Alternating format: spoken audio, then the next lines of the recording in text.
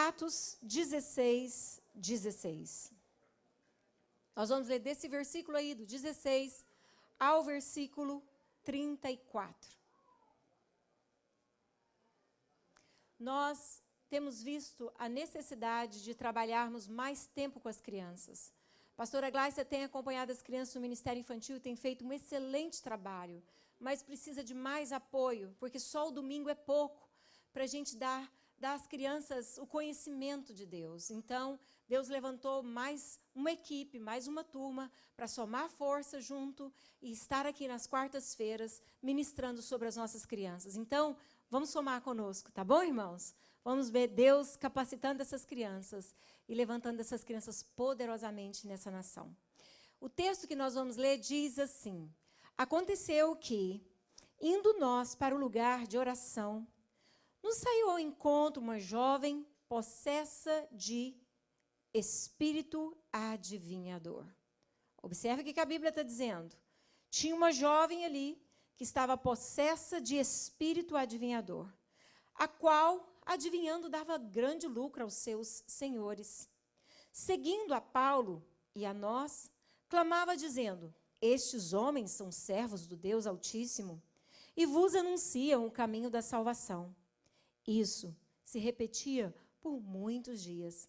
Então Paulo, já indignado, voltando-se, disse ao Espírito: em nome de Jesus Cristo, eu te mando, retira-te dela. E ele, na mesma hora, saiu.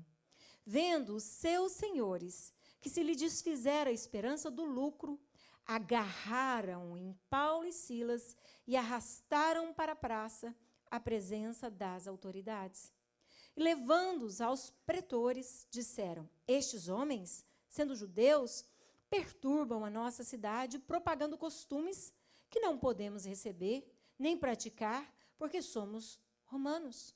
Levantou-se uma multidão unida contra eles, e os pretores, rasgando-lhes as vestes, mandaram açoitá-los com varas. E depois de lhes darem muitos açoites, os lançaram no cárcere, ordenando o carcereiro que os guardasse com toda a segurança.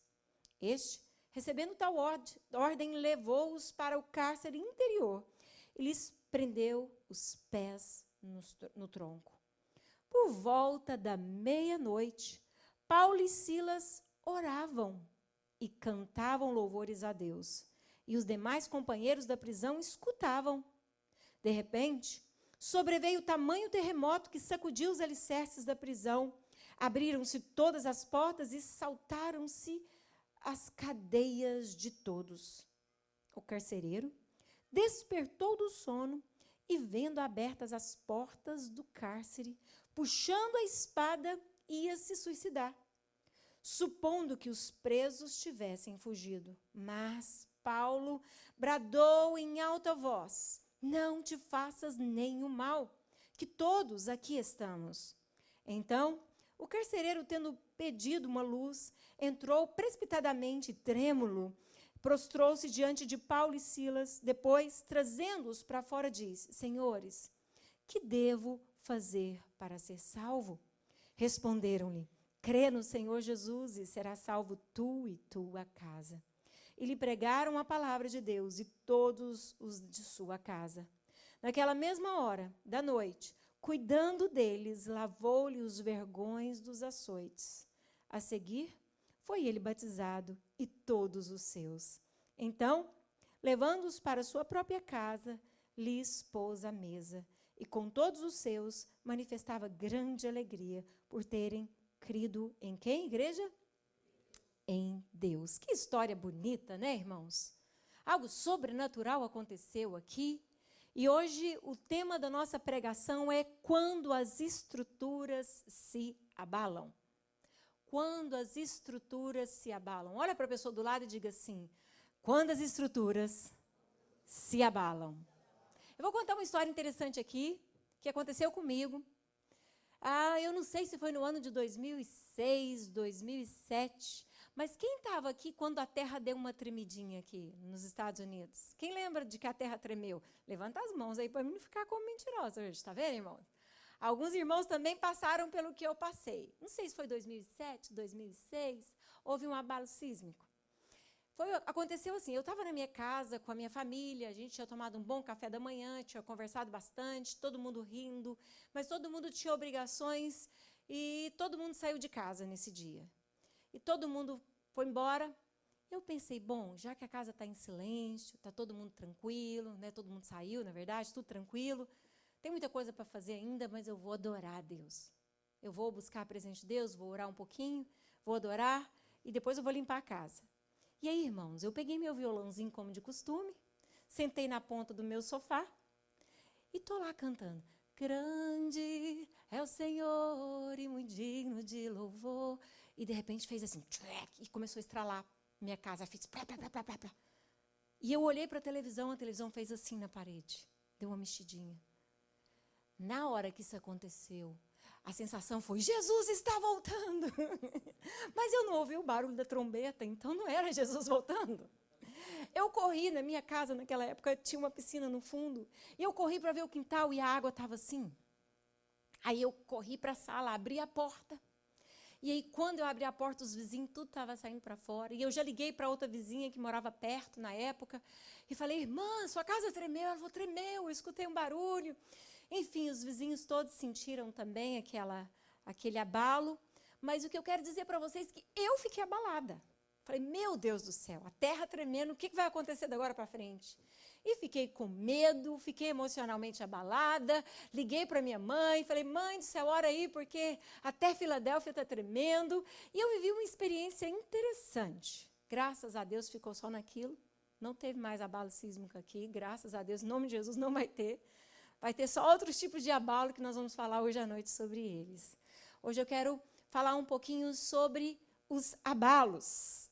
Às vezes, nós passamos por alguns abalos sísmicos, vamos dizer assim, algumas coisas que nos abalam, ou que abate, faz estremecer o nosso coração. Aquela experiência que eu vivi fez com que eu sentisse medo e cogitasse N coisas. E nós, quando passamos por alguns abalos na vida, por algumas dificuldades na vida, seja perdas, acidentes, traições, perseguições, injustiças, a nossa estrutura interior não é de ferro. Não é verdade, irmãos? Pergunta, irmão, você não é de ferro? Não, né? O homem de ferro é só no filme. Nós somos de carne e osso. Nós temos alma, nós temos sentimentos. Sentimentos fala de alegria, de tristeza, de medo, de preguiça, de raiva, de sono, de cansaço. Quem é que não tem sentimento aqui? Pergunta seu irmão o que ele está sentindo agora. Espero que seja coisa boa. Nós temos sentimentos. O próprio Jesus, por diversas vezes, quando acompanhamos a sua história na Bíblia, o próprio Jesus manifestou, demonstrou, por diversas vezes, sentimentos. Certa vez ele se irou, ficou bravo mesmo, irado, porque ele estava indo ao templo para orar, para buscar a presença de Deus, e o povo estava fazendo do templo um comércio, vendendo ali animais, vendendo tudo que era tipo de coisas, e ele ficou bravo naquela situação, sentiu ira, Jesus ficou bravo. E ele derrubou ali as mesas dos cambistas e disse, a minha casa será chamada casa de oração. Certa vez a Bíblia conta que Marta e Maria haviam perdido Lázaro havia morrido, e elas tinham pedido para Jesus chegar antes que ele morresse. Ele estava enfermo, uma enfermidade para a morte, mas Jesus demorou, chegou 4 dias depois e Lázaro estava morto. E quando Jesus vê aquele cenário de gente sofrendo e gente chorando, mas também de um povo religioso incrédulo, a Bíblia diz, que é o versículo mais conhecido das crianças, quando as professoras mandam decorar, Jesus chorou. Jesus mostrou sentimento. Ou seja, todo mundo tem sentimento, amém, queridos? O próprio Jesus, como homem, mostrou sentimento. Mas algo interessante que eu quero ler para vocês hoje à noite, Jesus mostrando sentimento, está lá em Mateus, capítulo 26, quando Jesus estava prestes a ser crucificado. Diz assim que ele foi orar. E levando consigo a Pedro E os 2 filhos de Zebedeu começou a entristecer, ou a entristecer-se e a angustiar-se. Verso 38. Então lhes disse: a minha alma está profundamente triste até a morte. Ficai aqui e vigiai comigo. Então, eu quero dizer para vocês que nós vivemos situações na vida que, às vezes, vamos estar entristecidos, ficar entristecidos, sentir angústia. O próprio Jesus sentiu angústia e ele falou que estava se sentindo angustiado. O verso 38, eu queria reler para vocês. Olha o que ele diz, como é interessante o que ele diz aí no verso 38. A minha alma está profundamente triste até a morte. Claro que o que Cristo viveu nem se compara ao que nós vivemos. Ele, de fato, viveu a pior angústia que um ser humano poderia viver na terra. Ele estava prestes a ser crucificado. Por que ser crucificado? Porque o Pai amou o mundo de tal maneira que deu o seu próprio Filho para ser a oferta pelo pecado de muitos e muitos e muitos. Jesus se tornou o Cordeiro puro, sem mancha, sem pecado, a oferta do Pai, que foi derramada naquela cruz e que hoje justifica homens e mulheres de todas as tribos, línguas e nações. Mas antes de Jesus chegar à consumação do sacrifício, que era a vontade do Pai, Jesus sofreu. A vontade dele lutou. Jesus sofreu, queridos. A Bíblia diz que ele orou lá no monte e disse: Pai, se possível, passa de mim esse cálice. Mas não seja como eu quero, e sim como tu queres. A Bíblia diz que ele foi obediente até a morte, e morte de cruz. Mas a Bíblia também diz que o Pai lhe deu um nome que está acima de todo nome. A ele pertence a glória, a honra e o louvor.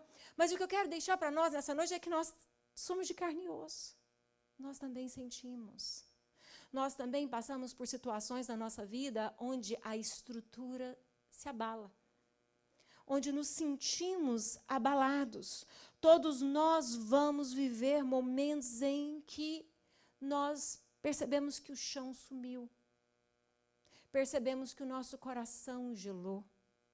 Só que quando lemos a Bíblia, queridos, quando focalizamos mesmo na palavra de Deus, não lendo assim por peso de consciência, ou simplesmente como se a Bíblia fosse um horóscopo, e a gente abrisse para ver o que Deus vai falar comigo hoje. Mas quando nós lemos a Bíblia para entender a Bíblia e para conhecer acerca de Deus, nós vemos que desde Gênesis a Apocalipse, Deus estava preparando o povo para a guerra, para sofrer, para batalhar, mas também para vencer, para conquistar, para viver milagres. Mas tem luta. Amém? E nós temos que jogar fora essa ideia errada de que eu vou para a igreja e lá todos os meus problemas serão solucionados, porque Deus vai me ouvir e vai fazer tudo que eu quero, do jeito que eu quero, na hora que eu quero. Não. Esse não é o evangelho puro. Quando nós lemos a Bíblia, o evangelho puro, a Bíblia nos ensina lá em 2 Coríntios, capítulo 4, a partir do verso 7, eu quero ler para vocês esse texto. Temos, porém, este tesouro em vasos de barro, para que a excelência do poder seja de Deus e não de nós.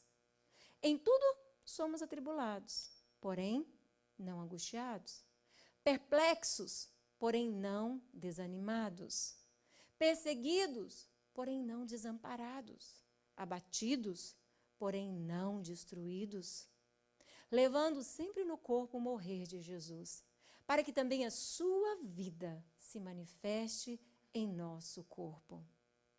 Porque nós, que vivemos, somos sempre entregues à morte por causa de Jesus, para que também a vida de Jesus se manifeste em nossa carne mortal.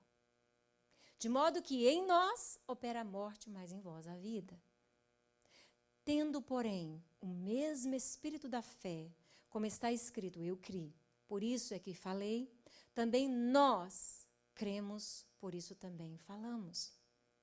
Sabendo que aquele que ressuscitou o Senhor Jesus também nos ressuscitará com Jesus e nos apresentará convosco.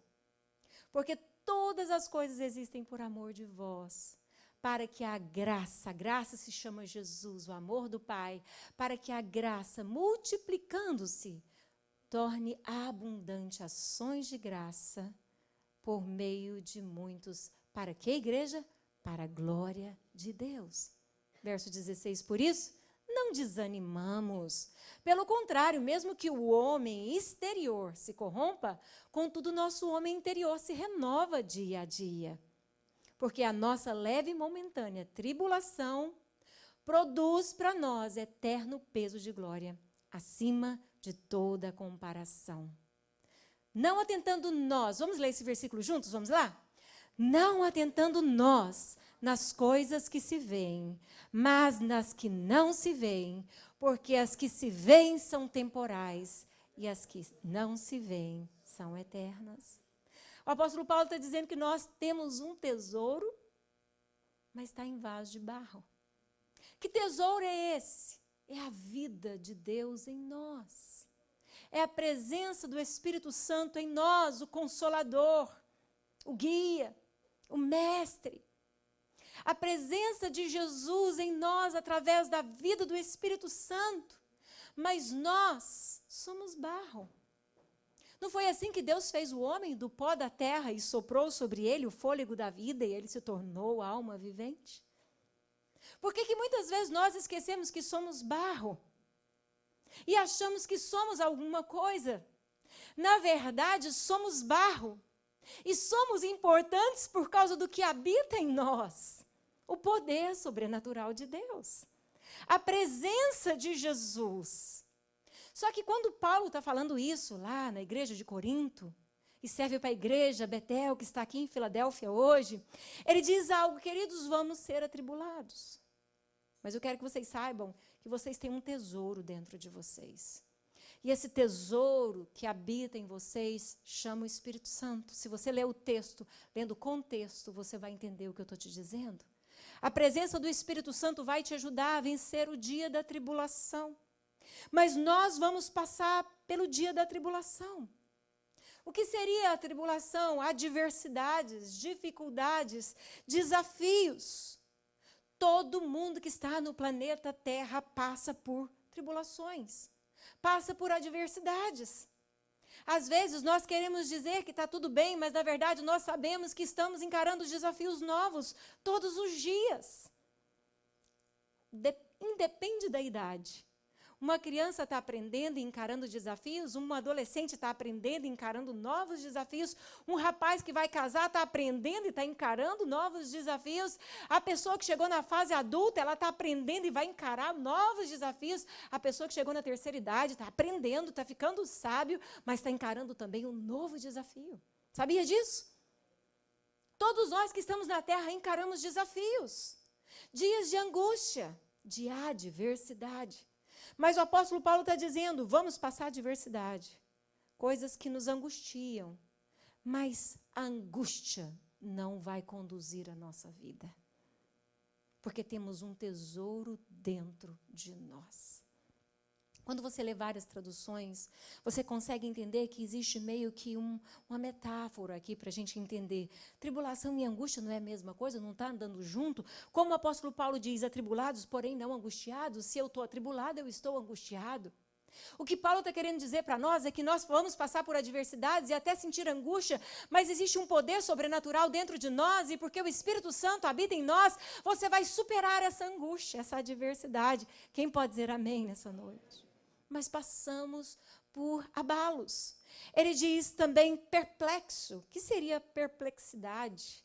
Aquilo que te assusta. Aquilo que você põe a mão na cabeça e fala, essa eu não esperava. Talvez um filho que você depositou tanto sobre ele, ensinos e ensinos, que você fez tudo por ele e de repente ele vira as costas para tudo que você ensinou e começa a viver coisas que você sabe que lá na frente ele vai colher consequências e você fica perplexo diante disso. Talvez uma decepção que você viveu diante de uma etapa que você investiu conhecimento, você investiu esforço, você investiu confiança e foi traído. Foi decepcionado. Perplexo é algo que você olha e fala, agora saiu o meu chão. Essa eu não esperava.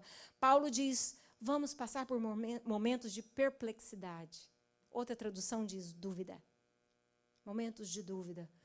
Porém não desanimados. Por quê? Porque ainda que tenha a tribulação, ainda que tenha algo que me deixa perplexo, existe um tesouro dentro de mim. A presença de Deus me faz superar o dia mau. Outra coisa que o apóstolo Paulo fala, que também está ligada aos nossos sentimentos, é que vamos sentir perseguidos. E perseguição fala do levante do inimigo. E às vezes o inimigo usa pessoas. Mas o apóstolo Paulo também nos ensina que a nossa luta não é contra a carne nem sangue, mas é sim contra principados e potestades que atuam nas regiões celestiais. Então, às vezes, a gente vai ser perseguido, não compreendido. Vamos viver uma situação onde nós não entendemos o porquê disso. Mas o apóstolo Paulo diz, perseguidos, porém não desamparados. O inimigo pode até se levantar contra você. Você pode até ter sido mal interpretado em alguma situação que você viveu. Você pode ver naquela situação claramente um levante do inimigo. Mas eu quero te dizer nessa noite que você não está sozinho. Ele diz perseguido, porém não desamparados. Porque o Espírito Santo é quem nos sustenta. Ele diz abatidos, tem coisa que nos fere. Abatido fala de, estou ferido, não tem força, me pegou. Está machucando aqui, está doendo aqui. Eu fui buscar um pouquinho sobre isso, é o mesmo que gravemente ferido.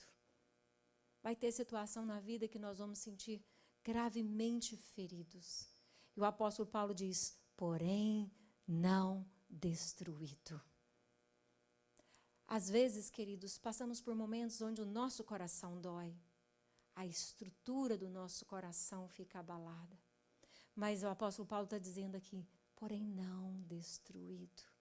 E nessa noite eu quero falar rapidinho com vocês sobre 3 aspectos. Há 3 tipos de abalos. Olhando para o texto que nós meditamos hoje à noite, 3 tipos de abalo que eu quero ressaltar com vocês nessa noite, analisando o texto. Nós vemos ali que uma situação externa aconteceu. Um abalo externo. O que estava acontecendo do lado de fora? Do lado de fora estava acontecendo que Paulo, Silas e outros irmãos foram pregar, e era uma região romana, e ali eles estavam levando o evangelho de Jesus, anunciando o evangelho, e tinha uma menina possessa de espírito maligno. E essa menina, possuída por espírito maligno, ela era instrumento dos comerciantes daquele lugar. Por quê? Porque os espíritos agiam adivinhando as coisas através dela, e então aqueles homens faziam previsões através daquela adivinhadora, e as previsões davam certo porque tinha um contexto espiritual naquilo. Então aquela mulher era mais ou menos que escrava daqueles comerciantes. Ela era cativa daquele povo, ela vivia debaixo daquele jugo, daquela opressão, daquele espírito que a subjulgava, que anulava, que impedia ela de ser feliz, de viver uma vida livre, e aquele povo gostava daquilo. Aquela sociedade gostava daquilo. Mas Paulo, porque mesmo sendo de barro, existia dentro dele o poder sobrenatural de Deus que se chama Espírito Santo. Paulo, cheio do Espírito Santo, discerniu que aquilo que aquela mulher falava ali não era um elogio. Esses homens são filhos do Deus Altíssimo, ouvi-os. E ela saía dizendo, esses homens são filhos do Deus Altíssimo. Ele discerniu que aquela mulher era uma escrava de demônios, e os demônios estavam ali usando a boca dela para tentar de alguma forma persuadi-los para ele continuar ali, cativando, amarrando e destruindo aquela jovem. Mas Paulo, cheio do Espírito Santo, olhou para aquela jovem e disse, em nome de Jesus, espíritos que oprimem essa moça, saem. E a Bíblia diz que a menina ficou livre. A menina voltou à sanidade, ao raciocínio, se tornou uma jovem livre, com o direito de sonhar, com o direito de viver, com o direito de ser quem Deus fez ela para ser. Mas os comerciantes daquela cidade chamou os pretores, os magistrados daquela cidade, e reclamou acerca daqueles homens, dizendo: esses homens judeus estão aqui pregando costumes que nós não queremos para nós. E começou a gerar um tumulto e uma revolta. E sabe o que aquele povo fez? Pegou Paulo, Silas e açoitou eles. Bateu tanto, diz o texto que eu acabei de ler para vocês, levando-os aos pretores, levantou-se a multidão, unida contra eles, e os pretores, rasgando-lhes as vestes, mandaram açoitá-los com vara, verso 23. E depois de lhes darem muitos, não sou eu que digo, é a Bíblia, muitos açoites, os lançaram no cárcere, ordenando então que eles estivessem bem guardados em segurança. Paulo e Silas viveu um abalo externo a princípio, que é o primeiro que eu quero falar para vocês, as circunstâncias de fora. Ninguém entendeu o que aqueles homens estavam fazendo ali. Ninguém discerniu que Deus estava ali. Ninguém conseguiu ver, porque era todo mundo subjugado do diabo, escravo dos prazeres que o dinheiro dá. Estavam cegos, completamente habitolados. Paulo ali pregando o evangelho, mas aquele povo querendo viver de migalhas, querendo viver simplesmente debaixo do favor do dinheiro e escravos dele. Mas quando aquela mocinha fica livre, aquele povo pensa assim: perdemos? Porque ela que adivinhava. E a gente conseguia ganhar dinheiro através das adivinhações dessa moça. Perdemos?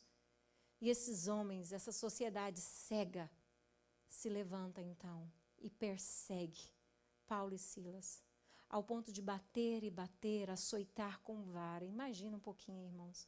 Põe o seu raciocínio para pensar. O que esses homens sofreram diante de uma sociedade. Foram expostos, despidos e açoitados. Ou seja, apanharam com chicotes. E depois de ter apanhado bastante, a Bíblia diz que eles mandaram que o carcereiro colocasse lá num lugar mais seguro que ele tivesse na prisão. E ali ficou. Primeira observação que eu quero trazer para vocês, para nós hoje à noite, é que o abalo que vem das circunstâncias externas é mais ou menos como injustiças, perdas, decepções com pessoas amadas, ou acidente, problema de saúde, abalos que você possa viver, que vêm de circunstâncias externas, até mesmo como ministro do Senhor, como servo do Senhor. Foi o que Paulo e Silas viveu nesse momento, eles viveram isso. Algo externo aconteceu, um povo não entendeu, um povo não aceitaram o evangelho, eles apanharam. Mas eu quero falar de outro abalo hoje à noite. O que aconteceu dentro deles, dentro. Você já parou para pensar nisso? Eu sempre falo, quando eu prego sobre emoções, sobre alma, que se eles inventassem uma radiografia para a gente ver o estado emocional das pessoas depois de algumas perdas, lutas, decepções, dificuldades, catástrofes, a gente ia levar um susto de ver como é que ficou a emoção daquela pessoa, como é que está a alma daquela pessoa.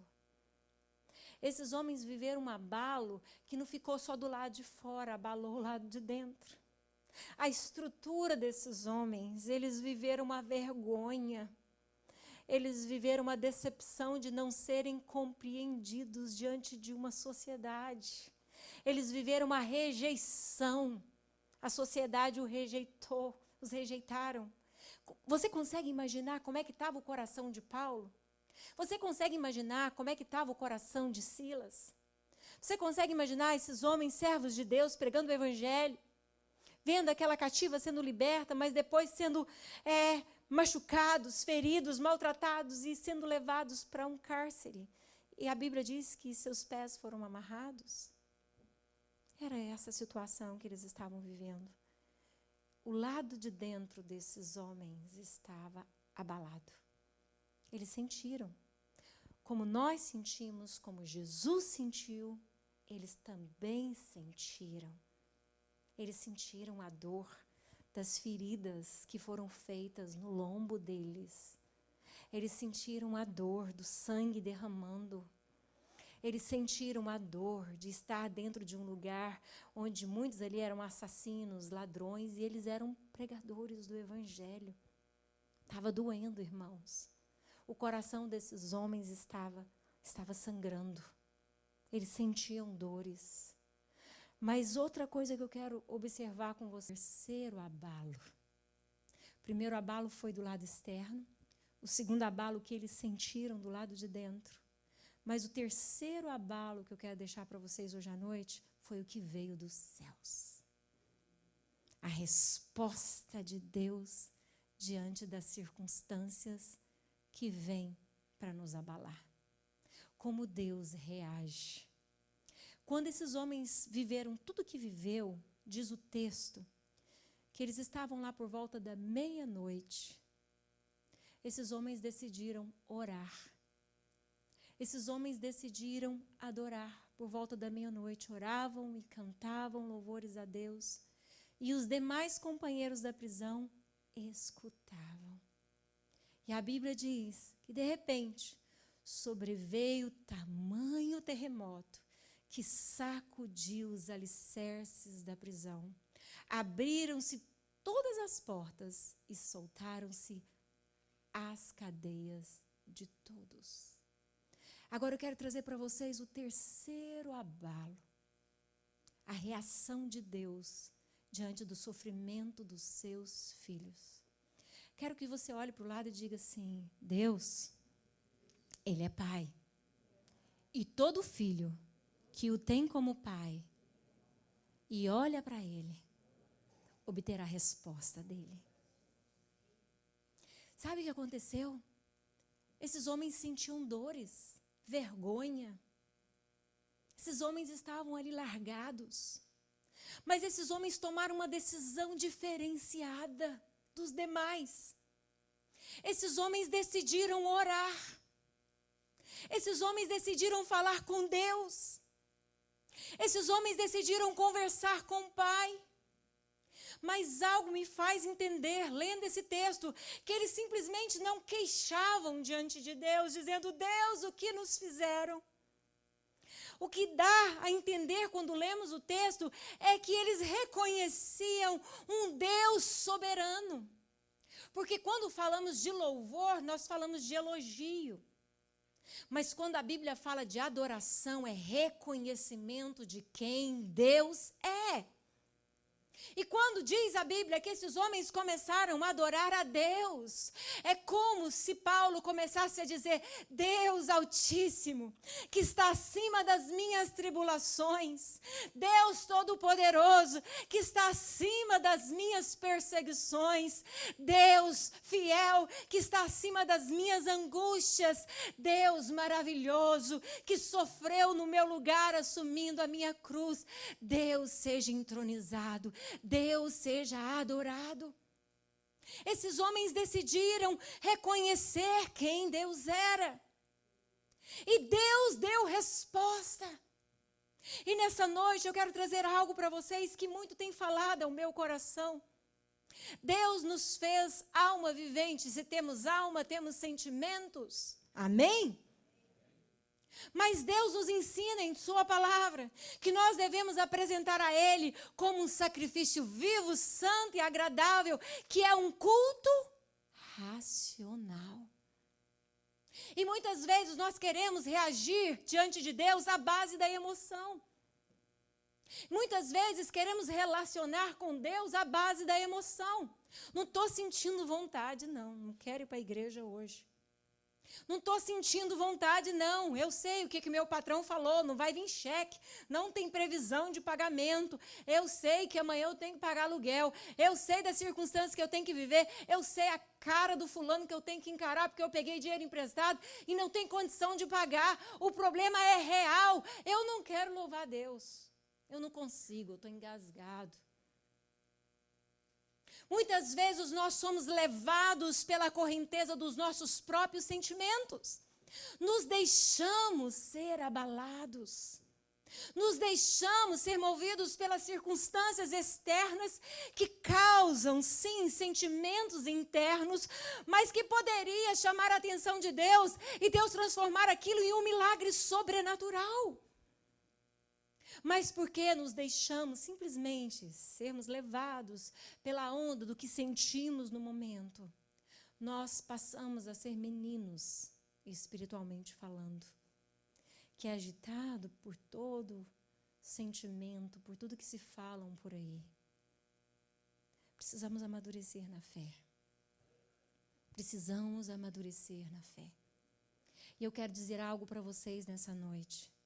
Quando esses homens decidiram simplesmente reconhecer quem Deus é, quando esses homens decidiram simplesmente adorar a Deus porque Deus é Deus, e entenderam que a sua essência é barro, mas que existia um Deus sobrenatural, que não perdeu o controle da situação. A Bíblia não nos diz que eles oraram e disseram, Deus faz justiça, Deus move alguma coisa. Não, eles reconheceram quem Deus é. Eles adoraram. E a Bíblia diz que veio um terremoto. Chacoalhou-se as estruturas. Agora vem outro tipo de abalo. E esse abalo chama poder de Deus. Poder de Deus. Deus vem respondendo, chacoalhando as estruturas externas, quebrando as cadeias e dizendo, eu te ouço, meu filho, eu te vejo, meu filho, eu vejo o seu coração diante de mim. Você decidiu reconhecer quem eu sou, ao invés de simplesmente ser afogado pelo sentimento de tristeza que veio ao seu coração. Você decidiu reconhecer que eu o amo. Mesmo diante de uma perda, de uma vergonha e de uma dor, eu te dou respostas. Sabe, queridos, essa não é a primeira vez que Deus faz a terra tremer. Sabia disso? Deus também abala as estruturas. Deus abala as estruturas para levantar o desvalido do pó e fazê-lo assentar como um príncipe. Deus abala as estruturas quando os seus filhos são humilhados, mas não colocam a força no seu braço, mas se humilham na presença de Deus. Deus vem ao encontro e os levanta e os coloca no lugar onde Deus quer. Deus é Deus. Algo sobrenatural aconteceu, não somente essa vez. Eu quero refrescar a sua memória para você entender como Deus reage a favor dos seus filhos. Mateus, capítulo 27. Nós vimos anteriormente que Jesus estava angustiado, foi ou não foi? Sentiu angústia, mas Jesus foi para a cruz. Jesus decidiu obedecer o Pai. Jesus respondeu ao Pai em obediência.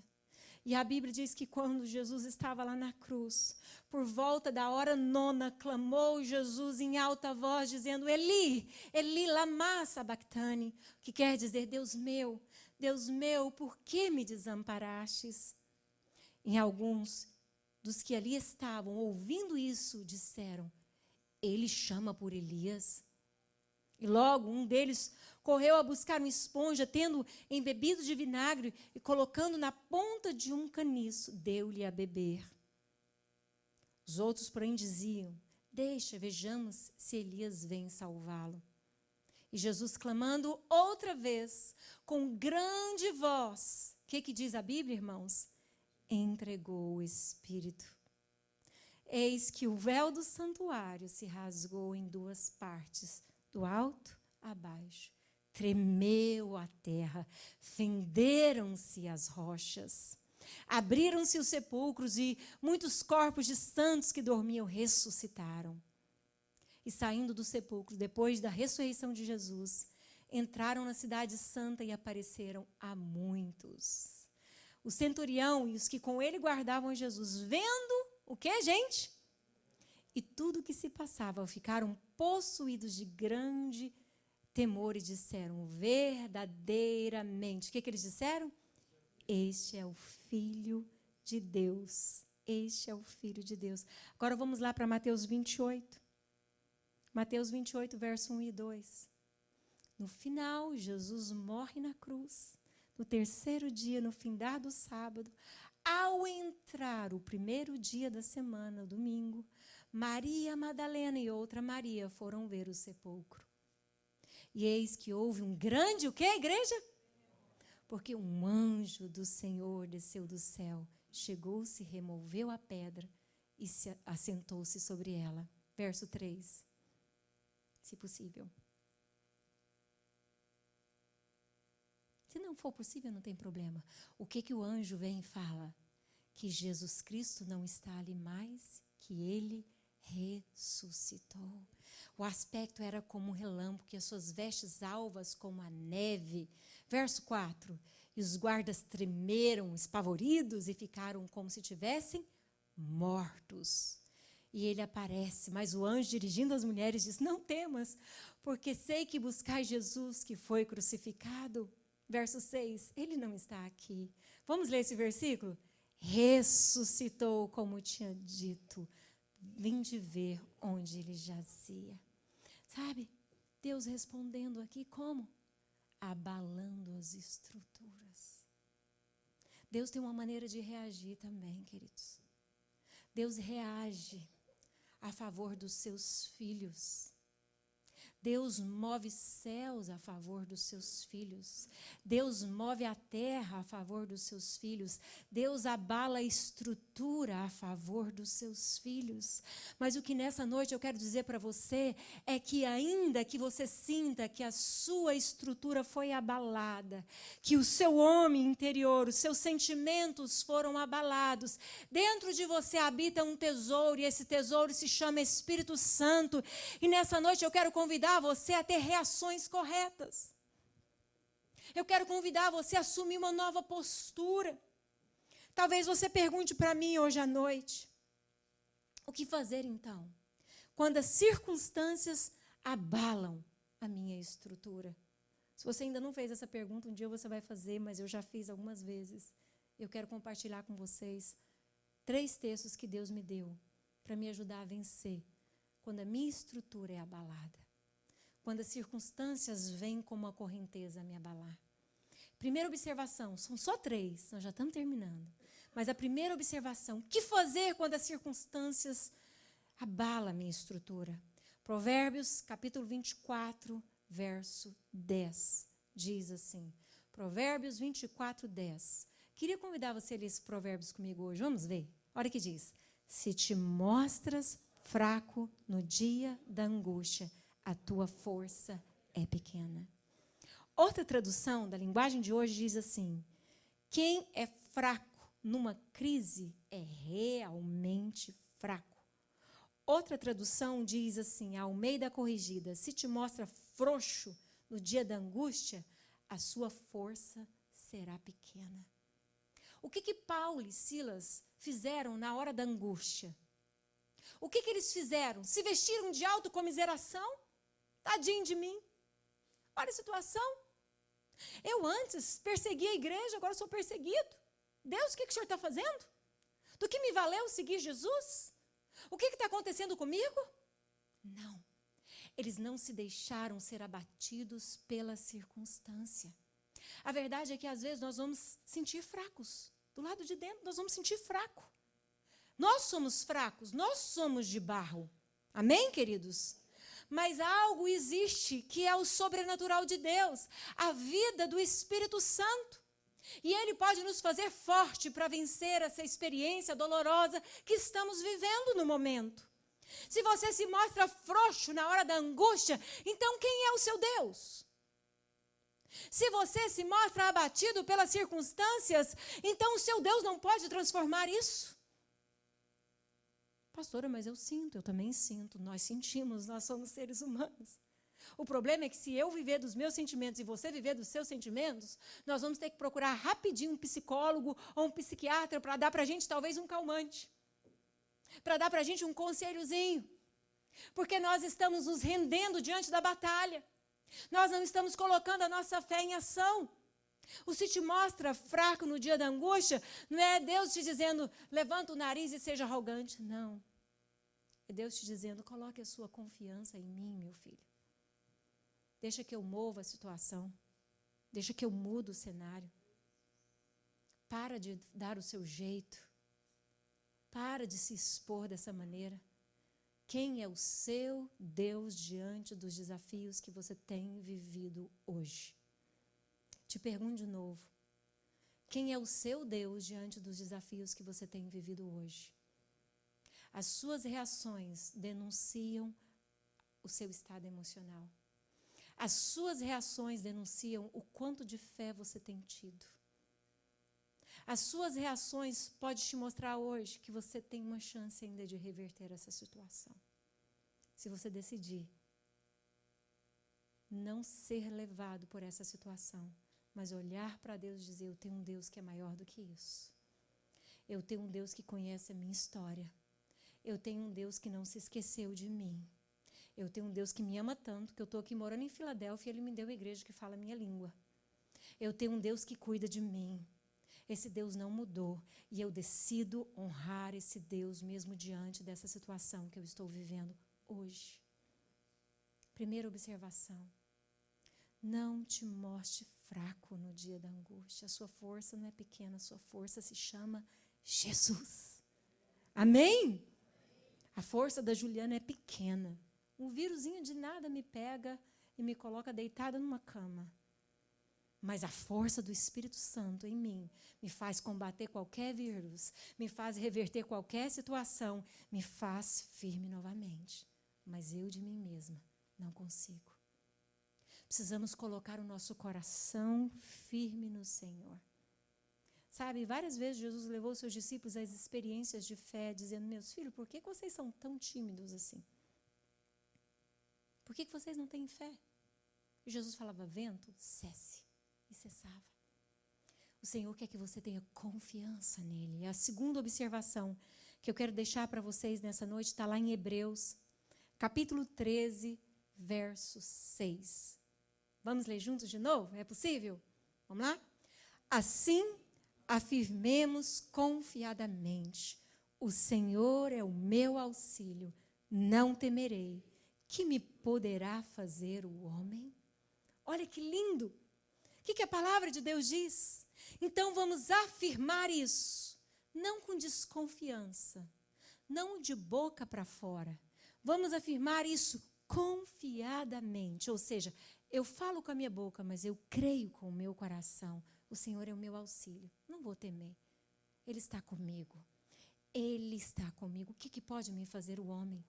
Se Deus é por nós, quem será contra nós? O que poderá te fazer o homem se Deus tem uma promessa para você, meu irmão? Ele vai cumprir a promessa dele. Toda boa palavra que Deus liberou sobre a sua vida, ela não cairá por terra. Ele diz, eu não sou homem para mentir. O problema não está em Deus, o problema está em nós. Nós nos deixamos ser abatidos e levados por sentimentos que brotam dentro de nós. Insegurança, medo, dúvida. Achamos que as pessoas se levantaram contra nós, que ninguém entende, que ninguém me ama. Nos vestimos de autocomiseração e ficamos tadinho de mim. E quando nós começamos a ficar cheio de autocomiseração, nós começamos a trazer justificativa para as pessoas, tentando fazer as pessoas analisar por que nós estamos assim, porque alguém errou assim, porque alguém errou dessa maneira. E nós começamos a ficar abatidos, porque não reagimos com fé. Não dependemos de Deus. Se te mostras fraco no dia da angústia, sua força é pequena. Confia. Isso não significa que você não pode abrir o seu coração com a pessoa e dizer, irmão, hoje eu estou mal, preciso de oração. Não é? A Bíblia não está dizendo que você não deve falar da sua fraqueza.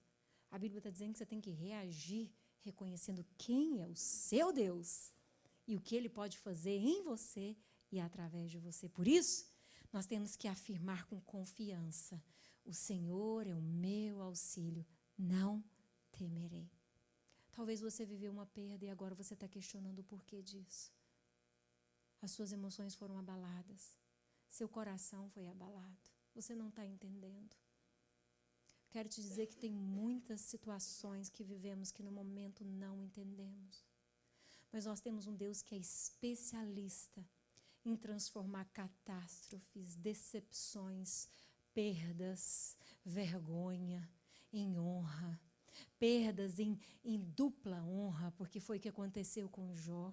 Deus restituiu tudo em dobro na vida dele. Nós temos um Deus que muda a sorte do seu povo, que não ignora a oração do seu povo. Deus está te vendo. E a última observação que eu quero deixar para nós nessa noite, porque essa palavra é para mim também. Versículo 1 do Salmo 40. O Senhor diz assim, o salmista diz assim, esperei confiantemente pelo Senhor, e Ele se inclinou para mim e me ouviu quando eu clamei por socorro. Então, primeira observação, quem é o seu Deus? É o Deus grande, forte e poderoso. Segunda observação, confia nele. Confia. Terceira, espera. Não faz justiça com as suas próprias mãos. Não sai precipitado, falando besteira, agindo impensadamente. Cuidado com as suas emoções. Cuidado com as suas emoções. Provérbios 4, 23 diz, de tudo que se deve guardar, guarda o teu coração, porque dele procede as saídas da vida. Paulo e Silas não desperdiçou o cenário. Paulo e Silas não jogou fora aquele momento, murmurando, questionando, duvidando, reclamando, esperneando, reivindicando. Paulo e Silas aproveitou aquela ocasião para reconhecer, eu tenho um Deus de milagre, eu tenho um Deus poderoso. Eu tenho um Deus que está acima das circunstâncias que eu estou vivendo. Eu sei que nós, povo brasileiro, que vivemos em outra nação, somos desafiados todos os dias. Mas nessa noite eu quero te encorajar a crer no Deus que você serve, no Deus que você teme, que está além das circunstâncias, das dores, das decepções, das vergonhas que você viveu. Talvez você viveu algo tão doloroso que você está analisando as perdas e pensando, Deus tem como recuperar depois de tudo isso? Eu quero dizer para você que Deus não simplesmente recupera, mas Deus faz da sua dor uma cura tão profunda e tão maravilhosa que Ele te dá graça para contar ela e ser instrumento de cura na vida dos outros. Sabe? Quando o terremoto veio, as estruturas se abalaram e as cadeias foram quebradas, o carcereiro quis tirar a vida. Porque o carcereiro sentiu o seguinte, pronto, todo mundo vai fugir, os ladrões todos vão fugir, e eu tenho que tirar minha vida porque eu vou morrer amanhã. Acabou a minha vida. E Paulo grita para o carcereiro e fala, não, todos nós estamos aqui. E Deus muda o cenário. O carcereiro se ajoelha e diz, o que eu preciso fazer para ser salvo? Apóstolo Paulo, Silas vai para a casa desse carcereiro. Toda a sua casa conhece a Jesus. A Bíblia diz que o carcereiro cura as feridas dele. A Bíblia diz que Paulo batiza essa família. E a Bíblia diz que no outro dia, as autoridades mandam soltar Paulo e Silas, mas Paulo diz, eu sou romano, e vocês cometeram uma injustiça, porque eu sou não somente judeu, mas romano também.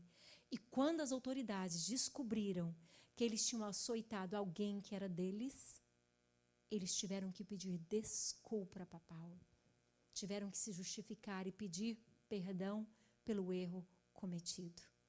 Tem um provérbio que diz assim, se os teus caminhos forem bons aos olhos do Senhor, até os seus inimigos se retrocedem, eles voltam e vêm te pedir desculpa, vêm te pedir perdão, vêm reconciliar com você, porque Deus faz justiça.